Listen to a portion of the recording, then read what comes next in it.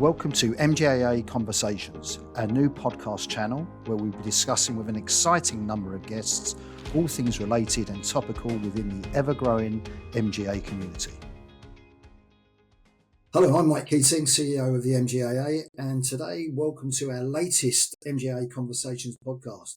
Today, in a slight format change, I'm delighted to be speaking to Jack Harding, who is chair of the MGAA's Next Generation Committee. So Jack, welcome to MGAA Conversations. Thanks, Mike, and very grateful to be here. I've been listening to the podcast, so it's great to be part of it. And our listeners will be sort of really interested in what you've got to say about our committee. So, without further ado, let's get straight into it. So, can you share with our listeners, a bit more detail about the MGAA's Next Generation Committee? Its aims, objectives, its makeup, etc. I'll leave that over to you. Sure. All right. Well, the Next Gen Committee has been running for several years now, and we've kind of gone through sort of a number of chairs and different committee members over the years. But I guess its primary aim and the reason it was sort of set up was basically to bring together various next gen individuals from across our sector and within the association, and it's made up of members, supplier members, and market practitioners. And the committees sit to, I guess, our mission statement is sort of to represent and empower the voices of the next gen and emerging professionals sort of across the MGA market. And just on that sort of committee bit, Jack, because I know that you're always keen to sort of over a period of time to sort of bring fresh blood into. So is there, for committee members, is there a tenure in terms of which they sit on that committee, and it's something you have sort of 24 months and 36 months, so you're constantly refreshing, or some people actually fall out of the age bracket, which can happen, as we know. Of course, yeah. I mean, we try not to be ageist in this in this day and age, but no, naturally, people's, I guess, tenure does come to a natural ending. I think sort of 24 to 36 months is probably the longest amount of time anyone's sat within the committee or even as chair. And that's, I guess, part and parcel of it being the next gen. People's kind of, careers and sort of rise through the ranks kind of, I guess, takes over and the time they can commit to the committee, unfortunately, kind of comes to a natural end. But on that point, always looking for sort of new committee members. I think, we're reaching a natural anniversary at the end of this year where a few people have already kind of said to me, look, workloads and things means that I can't give as much time as I'd like to the committee. So we'll probably do a bit of a refresh early in the new year. And we've already got some sort of conversations underway in that regard. Okay, that's excellent. Well, certainly for those next gen sort of members who sort of qualify, we'll make sure they look out for that. Absolutely. That opportunity. And I'd encourage anyone with interest to sort of, who probably people have already attended various events of ours over the last 12 to 18 months. If there's anyone with a burning desire to come and contribute a little bit more, then don't hesitate to get in touch. Everyone's always willing to contribute as much as they can. And just sort of back to your point, I guess, whilst I mentioned our mission statement, I think our objectives, we've got them listed on the website. I won't recite them verbatim, but I think it's built upon three kind of key pillars is kind of how I'd break it down: engagement, development, and visibility. So the engagement piece is, we try to create spaces and platforms where next gen professionals can come together and share sort of their own experiences, own ideas, own perspectives, and that kind of all builds into sort of what we're about, and that gets fed back to us for us to then kind of, I guess, give them a voice at the table across the industry. Development wise, we're always trying to provide sort of different learning opportunities. We've got our mentoring program, which is a good example of that, and various networking events that take place throughout the year. And then visibility, again, it's just that, as I touched upon just there, it's just ensuring that, I guess, the next gen do have a voice at the table, because it's important that they do, and it's important that we have got one eye on the talent coming through and what they want from the industry, I guess, as well. No, I think that's very well put, actually. And of course, you get the MGAA executive and our board are obviously very, very supportive, and it Definitely. would be remiss not to mention, the great sponsors in terms of AXA XL were obviously Mhm. committed to a 3-year sponsorship program sort of last year or earlier this year actually, which obviously helps you and the team to sort of do some of these fantastic events which you've got on. Definitely, yeah. Without their support, and as I say, the support of you and the rest of the exec and board members as well. I think we've got lots of Yeah. examples in the past where board members have, been a someone to sort of bounce some ideas off, bit of advice here and there, and equally they come along and support our events as well. So yeah, very grateful to all involved. Okay, so a very exciting place to be, and I'm sure that message will come loud and clear as you look to sort of refresh the committee. So if I could ask you, when you take a step back, and obviously, as I'm aware, you recently sort of started a very exciting job at TMK, sort of something different for you, which I know you're enjoying immensely. But if you take a step back and you look at the attractiveness of the insurance sector and hmm MGAs in particular, or the MGA sector in particular, how would you rate that? Generally, sort of being a young sort of development sort of professional. I mean, yeah, I suppose I'm still in the age bracket, but I've been doing it for Yeah, nearly 13 years now. So I feel like I've been in and about it, in and around the industry for a while. I think when I get asked this question, for me, there's sort of, I'm not going to refer to them as issues. I'd say they're hurdles with I guess, entering the insurance industry as a whole. So my first one is sort of the attractiveness and the attraction to insurance. yeah, Sort of as a young person. So, and by this I mean sort of a young person wanting to pursue a career in insurance, because I think I'm going to ask you in a question in a minute, but there's the classic line, "Oh, I fell into insurance." So, yeah, yeah. so my question to you, Mike, is how did you get into insurance as an example?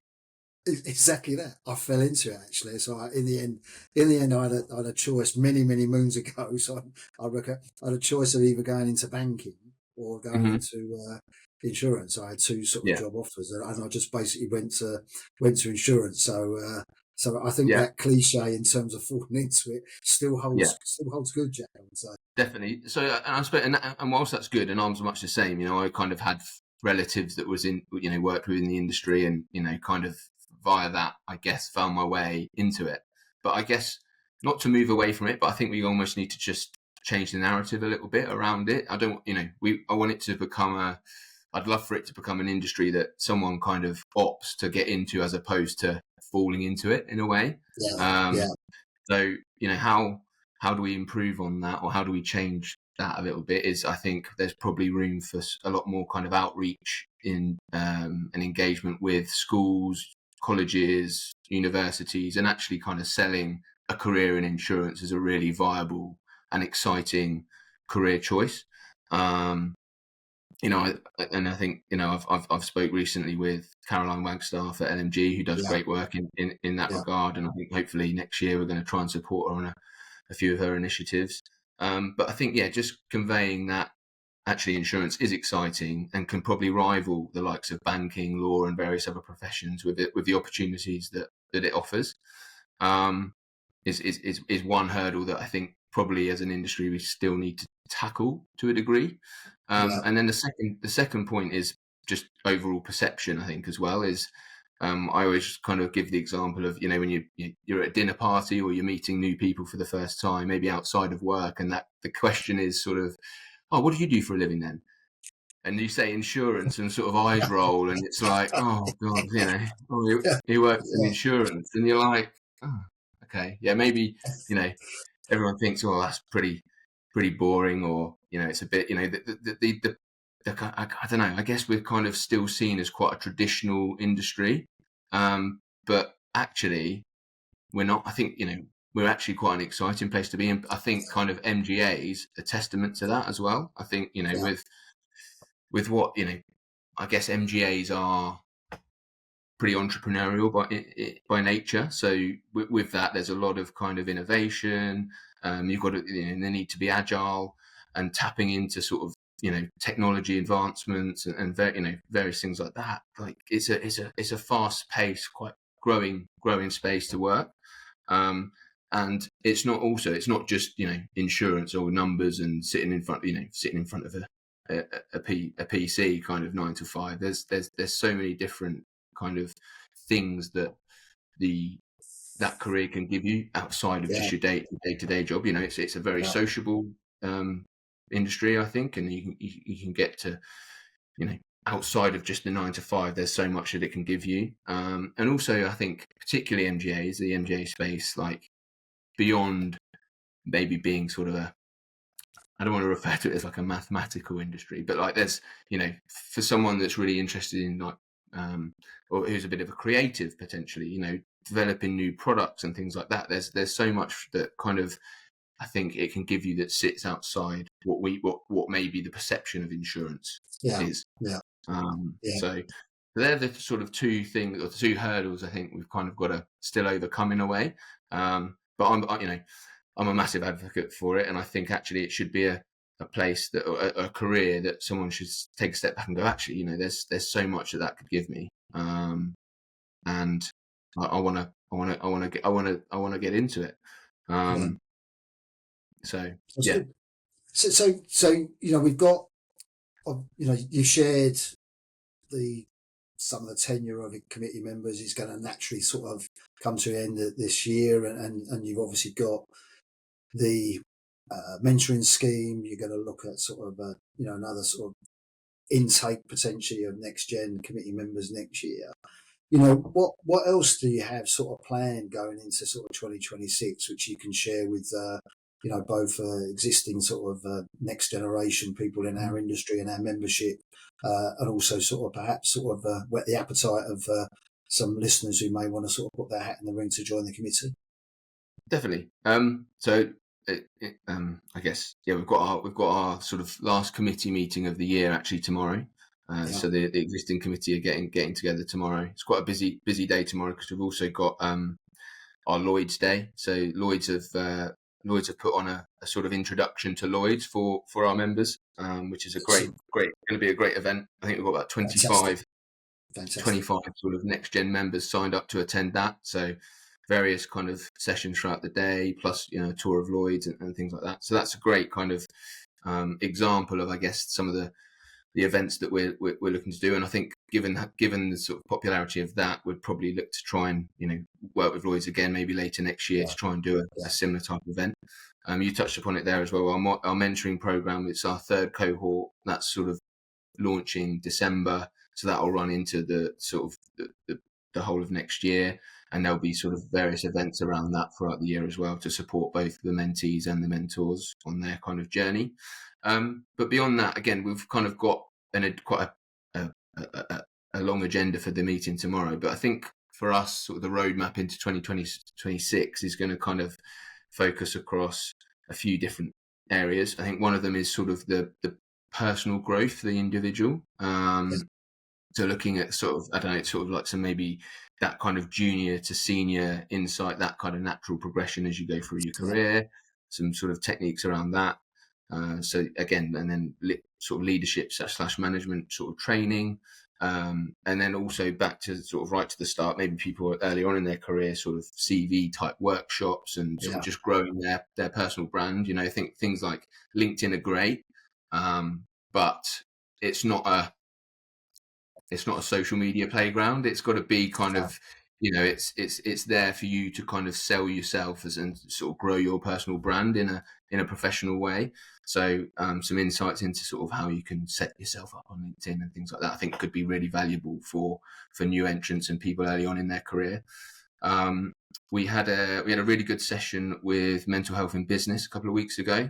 So I think we'd like to, that's high up on the agenda as well, to potentially try and do a little bit more with them and other type businesses to sort of, I guess, put a bit of a spotlight on health and well-being, both in the workplace and also in your sort of personal life and managing sort of work. Because I think there's still an impact of sort of COVID to a degree. I know we're sort of 4 or 5 years on nearly, but a lot of people kind of got a job and sort of worked from home or worked remotely for quite a few, almost, few years, if you like, sort of early first job out of uni or first job out of school, and that transition back to the office and stuff, things like that, I think can be difficult for some, Yeah.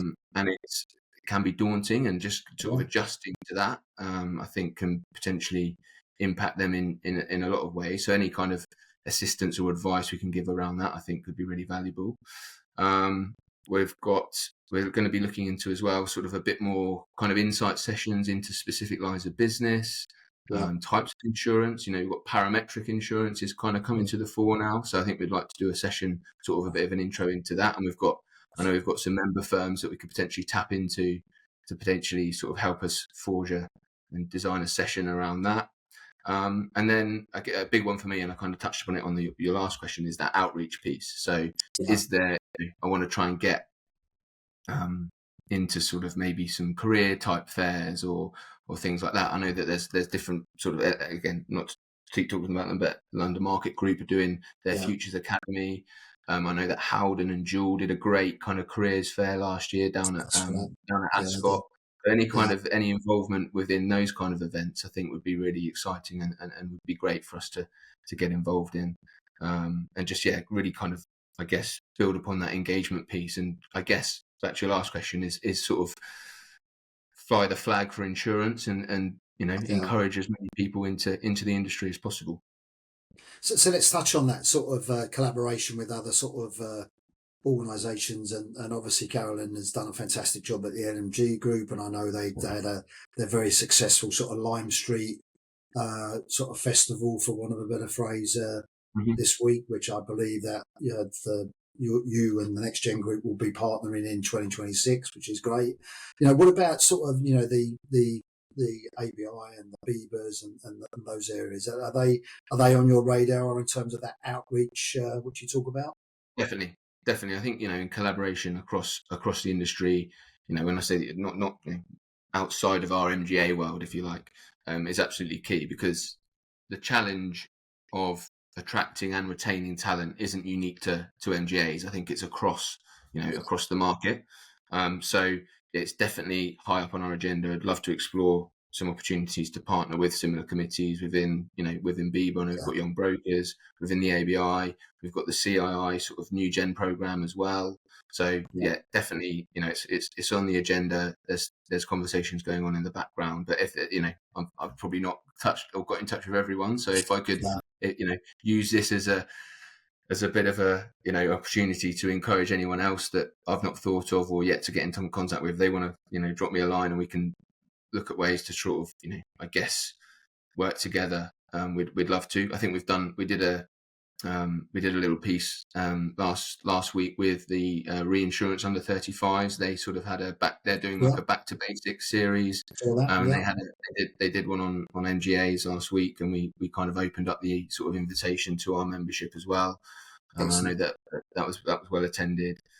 So I think sort of, I guess, as much encourage, as much collaboration as possible to sort of, I guess, I think just tackle the challenges that we are facing as an industry, and we can kind of tackle them together. And again, I think that opportunity to kind of knowledge share as well across, because everyone has slightly different perspectives and experiences as well. So coming together and sort of sharing knowledge is really key, and at the end of the day, it just amplifies the message that insurance is a fun and progressive place to be. Absolutely. Okay, so I think you've in the last 20 minutes or so, you've managed to sort of showcase sort of how exciting the MGAA sort of Next Generation Committee is. You've been able to sort of give a preview of all the activity which is going to happen in 2026 across a whole range of different topics and events, which sounds extremely exciting. So can I ask you if you wanted to leave one message with our listeners, okay, in terms of Next Generation and the committee and the MGA committee, what would you want them to take away and from the messages you've been kind enough to give today? And is there a call to action, which I'm sure there is? Look, I think if I could look back at the end of next year, I guess I would have been in post for sort of 2 years by then as well. So maybe kind of that's kind of quite a nice tenure. If I can look back and see that we've actually made some impact, that'd be great. And by impact, I mean, helping new entrants into the industry, helping those within it grow, and maybe take that next step, and have everyone sort of almost feeling proud to be working in insurance. That would be that for me would be an example of success. Now, measuring that is obviously a little bit more difficult, but I think our following, our membership on LinkedIn has grown. Sort of, in the last year, I think we've got 250 new followers. I think looking at how many events we hold over the year and sort of attendance on those is a good measure as well. But just and for me as well, I think it's key that we continue to deliver value to our membership, because I think it's a great benefit to have, particularly as well with some of our members are fairly small in comparison to some of the bigger companies. It's they don't have necessarily the resource to give those new entrants or their next gen kind of joiners. They don't have that resource to kind of support them in their development. So I think as if we can do as much as we can to support that, again, that's another kind of, for me, a good measure of success. You're a key tagline. I don't know.